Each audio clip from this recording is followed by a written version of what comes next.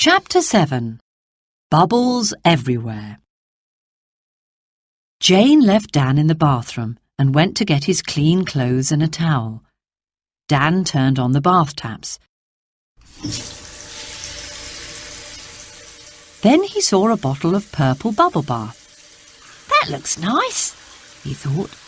He took the top off the bottle and poured some of the bubble bath into the bath. "I'll only put in a little bit," he thought. "You don't need much to make a lot of bubbles." There was a knock on the door. "Are you okay?" called Jane. "Yes," said Dan. "I'll leave the towel and your clothes outside the door." "Thanks." Dan looked down. Oh, no! He was still pouring the bubble bath into the water. The bottle was empty and the bath was full of bubbles. "Oh, well," thought Dan, "they're only bubbles." He went to get the towel and his clothes from outside the bathroom. Then he got undressed quickly, jumped into the bath, and disappeared under the bubbles. It was lovely. He had a great time diving under the bubbles.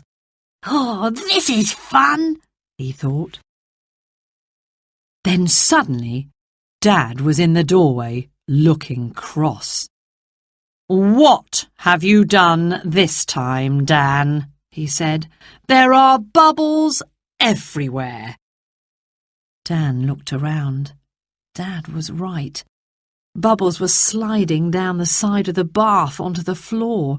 They spread over the bathroom and into the bedroom. They reached up to Dad's knees. Dan thought the bubbles looked like a monster moving and growing. "I'm sorry, Dad," said Dan.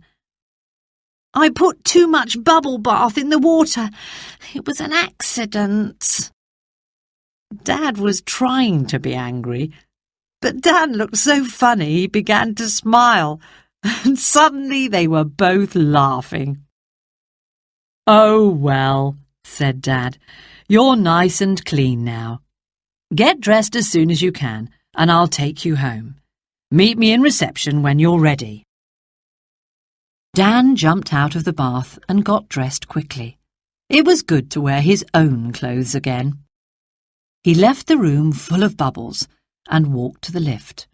He pressed the button and got in when the lift doors opened.